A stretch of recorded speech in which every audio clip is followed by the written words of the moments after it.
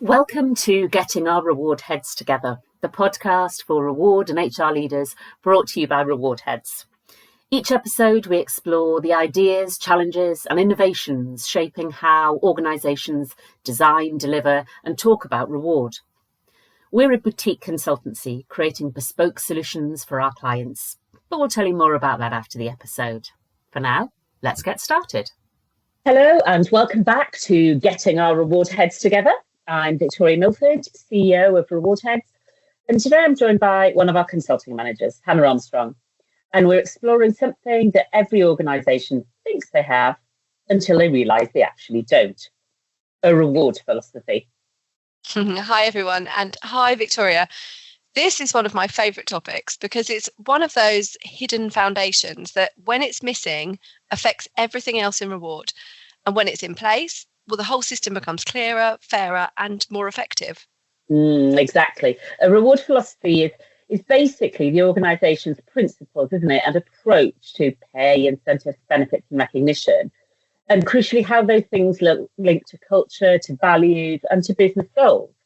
So without it, you can end up implementing initiatives with no real direction.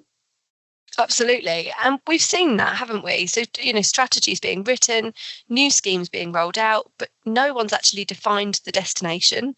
Yeah. And, I love an analogy. I think this is one of my favourite ones. Before heading up the M1, you need to know whether you're going to Leeds or Manchester and actually where you're starting from as well, because only then can you decide the best route. And that's what a reward philosophy does, really. It defines the destination. So your reward strategy becomes the method for getting there. So stretching my analogy, as I love to, whether you should even be driving up the M1 at all or should have taken the train. Yeah, absolutely. When you said analogy, I knew that's what you were going to say. It's a great one. So let's talk purpose. What is it for? What is the purpose of a reward philosophy? I think at its core, it guides decisions on how employees are compensated, are rewarded and recognised. So it anchors reward strategies to the mission and the values of the organisation. And it gives employees clarity on what behaviours and what performance are valued. That I'll often ask, what if your CEO could talk to every employee every day and reinforce what matters, what's important to the organisation? And a strong reward philosophy does that and does so consistently. Yeah, and I love that idea because it highlights just how powerful reward really is. It's communication. It sends signals every day about what the organisation values. So should we get into benefits? Because we think there's 4 big ones, don't we? We do. And the first one really is all about people, getting people in the organisation. So talent attraction and indeed retention. So employers who have a really clear reward philosophy can attract and keep better talent. And, given the cost of turnover and hiring, that one alone is huge and a reason to have a reward philosophy. Yeah, absolutely. And number 2 is employee engagement, which, is important for keeping people. So when employees know how and why they're rewarded, then motivation improves and so does performance. Definitely. And for me, number 3 is transparency and fairness. So, this is obviously very big at the moment with things like the EU Pay Transparency Directive, but also, just what we're hearing from employees and employers about what employees are demanding. And really a documented philosophy prevents favouritism, or prevents is probably a little ambitious. It discourages favouritism, shall we say, because it really sets expectations about how processes should work.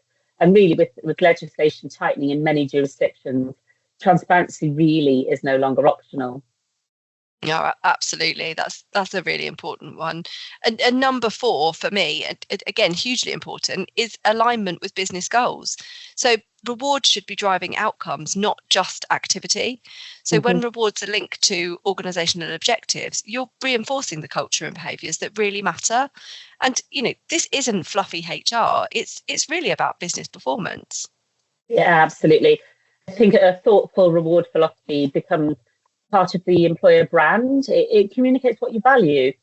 It boosts belonging, appreciation, productivity, loyalty, all the good stuff. I'm sure people could come up with far more than the 4 things that we've highlighted, but it's a good start. Absolutely. So the big question really, surely everybody must have a reward philosophy, right? Surely they must have it. You'd think so, wouldn't you? But data says otherwise, and actually, and certainly our experience would say otherwise. But sometimes, we have to challenge whether it's only because people are coming to us because they don't have one. So does it make us feel like there isn't one? But actually, Willis Towers Watson did a survey recently, and they found that 62%, so that's almost 2/3 of UK businesses, have no formal reward philosophy below exec level. And we know that it's required for corporate governance at the top. So that's probably why they have it at exec level, but not below that. And the 38% or so who do have one, 1/3 of them haven't updated it in the last 3 years, despite huge organisational changes. I can't believe anyone who's listening would say their organisation hasn't changed in the last 3 years. And before we beat ourselves up, globally, it's even starker. 71% have no philosophy at all. Goodness, it's astonishing, isn't it? And, when Willis Towers Watson asked those without a philosophy whether they plan to create one, actually only 1 in 5 were planning to do it this year. So 1/3 were saying sometime, but there was over 40% that had no plans at all. So, potentially really just not seeing the value of it. It's a massive missed opportunity, isn't it? It absolutely is, because without an up-to-date, future-focused reward philosophy, then everything else, pay structures, bonuses, recognition, performance management, becomes disconnected. And, would a business not have a business strategy? Surely not. So why would it not have a strategy for the biggest cost and the biggest investment that it makes all the time? Absolutely, I couldn't agree more. And that's why all of us here at Reward Heads, we really do see reward philosophy as the essential first step on any reward journey, on any piece of work we're doing. Yeah, absolutely. I think we've probably convinced everyone that we think it's quite important, Hannah.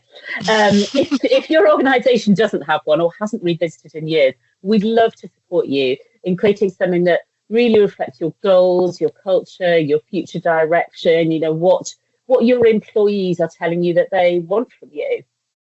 We'd be delighted to help. So you can reach us at rewardsolutions@rewardheads.co.uk. And we would be delighted to help. So thank you all for listening, and please do join us next time as we get our Reward Heads together again. Thank you. Thanks for listening to Getting Our Reward Heads Together, brought to you by Reward Heads. We're a boutique reward consultancy working with organisations across the UK and beyond. Our mission is to help HR and reward leaders design fair, engaging and effective reward frameworks and solutions, from pay and benefits to recognition and governance. Every solution we create is bespoke, built around each client's unique goals and challenges. We also offer coaching, resourcing and trusted forums to keep you connected to the latest reward trends. If we can support your reward journey, we'd love to hear from you.